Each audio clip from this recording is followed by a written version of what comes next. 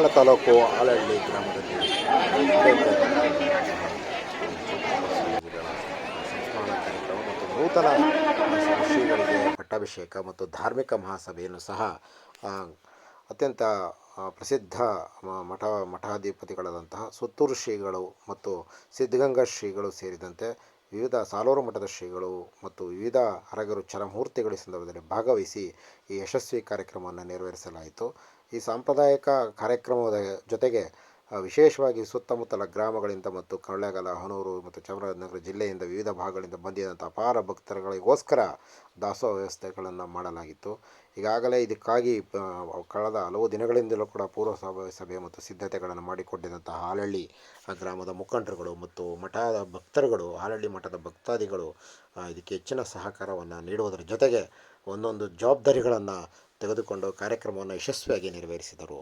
ಸುಮಾರು ಈ ದಿನ ಈ ಪಟ್ಟಾಭಿಷೇಕ ಧಾರ್ಮಿಕ ಸಮಯದಲ್ಲೇ ಸುಮಾರು 10,000ಕ್ಕೂ ಹೆಚ್ಚು ಭಕ್ತಾದಿಗಳು ಬಂದು ಪ್ರಸಾದವನ್ನು ಸ್ವೀಕಾರ ಮಾಡೋದೊಂದು ದಾಖಲೆ ಅಂತ ಹೇಳ್ಬೋದು. ಈ ಒಂದು ಪುಟ್ಟ ಮಠ ಇದು ದಾಖಲೆಯಲ್ಲಿ ಮತ್ತು ಹೆಸರಿನಲ್ಲಿ ತುಂಬ ದೊಡ್ಡ ಮಟ್ಟದ ಹೆಸರು ಮಾಡಿದಂಥ ಮಠ ಆದರೂ ಕೂಡ ಇದು ಒಂದು ಪುಟ್ಟ ಗ್ರಾಮದಲ್ಲಿರುವಂಥ ಮಠ. ಈ ಮಠಕ್ಕೆ ಇಷ್ಟೊಂದು ಭಕ್ತಾದಿಗಳು ಮತ್ತು ಇಷ್ಟೊಂದು ಸೇವಾರ್ಥದಾರರು ಮತ್ತು ವಿವಿಧ ಭಾಗಗಳಿಂದ ಒಂದೊಂದು ಗ್ರಾಮದವರು ಒಂದೊಂದು ವಹಿಸ್ಕೊಂಡು ಒಂದೊಂದು ವ್ಯವಸ್ಥೆಯನ್ನು ಅವರೇ ಅದನ್ನು ಜವಾಬ್ದಾರಿ ತಗೊಂಡು ಅದನ್ನು ಪೂರ್ಣ ಮಾಡುವುದರ ಜೊತೆಗೆ ಒಂದು ಪರಿಪೂರ್ಣವಾದಂಥ ಕಾರ್ಯಕ್ರಮವನ್ನು ಇಲ್ಲಿ ಸಹಕಾರ ನೀಡೋದ್ರ ಜೊತೆಗೆ ಒಂದು ಯಶಸ್ವಿ ಕಾರ್ಯಕ್ರಮ ನೆರವೇರಿತು. ಜನರು ಮನಸ್ಸು ಮಾಡಿ ಒಂದು ಸಹಕಾರ ಕೊಟ್ಟರೆ, ಜನರು ನಿರ್ಧಾರ ಮಾಡಿದ್ರೆ ಯಾವೊಂದು ಕೆಲಸ ಕೂಡ ಉತ್ತಮವಾಗಿ ಆಗುತ್ತೆ ಅನ್ನೋದಕ್ಕೆ ಈ ಆಲಹಳ್ಳಿ ಮಠದ ಕಾರ್ಯಕ್ರಮ ಕೂಡ ಒಂದು ಯಶಸ್ವಿ. ಮತ್ತು ಅವರು ಕೂಡ ಅತ್ಯಂತ ಹೆಸರನ್ನು ಸಾರ್ವಜನಿಕರಿಂದ ಒಳ್ಳೆಯ ಅಭಿಪ್ರಾಯಗಳನ್ನು ಪಡೆದಂತಹ ಶ್ರೀಗಳು ಇವರು. ಎಲ್ಲರ ಜೊತೆ ಸ್ನೇಹ ಭಾವದಿಂದ ಮತ್ತು ಸೇವಾ ಮನೋಭಾವದಿಂದ ಎಲ್ಲರಿಗೂ ಕೂಡ ಉತ್ತಮವಾದ ಸೇವೆಯನ್ನು ಕಲ್ಪಿಸಿದಂತಹ ಮಠ ಆಲಹಳ್ಳಿ ಮಠ ಅಂತ ಹೇಳ್ಬೋದು. ಹಾಗಾಗಿ ಅವರಿಗೆ ಒಂದು ದೊಡ್ಡ ಮಠದ ಹೆಸರಿತ್ತು ಅಂತ ಹೇಳ್ಬೋದು.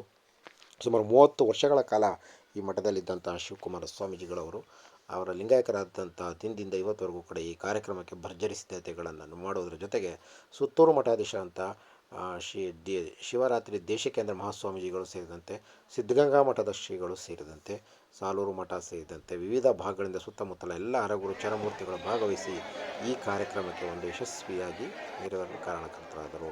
ಮತ್ತೀಗ ತೇರಂಬಳ್ಳಿ ಗ್ರಾಮದ ವಿವಿಧ ಮುಖಂಡರುಗಳು, ಅಖಿಲ ಭಾರತ ವೀರಶೈವ ಲಿಂಗಾಯತ ಮಹಾಸಭಾದ ಮುಖಂಡರುಗಳು ಸೇರಿದಂತೆ ತೇರಂಬಳ್ಳಿ ಗ್ರಾಮದ ಮುಖಂಡರುಗಳು ಪಾಯಸವನ್ನು ಸಂಪೂರ್ಣವಾಗಿ ಬಂದಂಥ ಎಲ್ಲ ಭಕ್ತಾದಿಗಳಿಗೆ ಪಾಯಸವನ್ನು ಸಿದ್ಧತೆ ಮಾಡಿ ಅವ್ರನ್ನ ಮಾಡಿಕೊಡ್ತಿದ್ರು. ಇದೇ ರೀತಿ ಒಂದೊಂದು ಗ್ರಾಮದವರು ಒಂದೊಂದು ವಿವಿಧ ಪ್ರದೇಶಗಳಿಂದ ಅವರು ಒಂದೊಂದು ಜವಾಬ್ದಾರಿ ತಗೊಂಡು ಮಾಡಿದ್ದಾರೆ.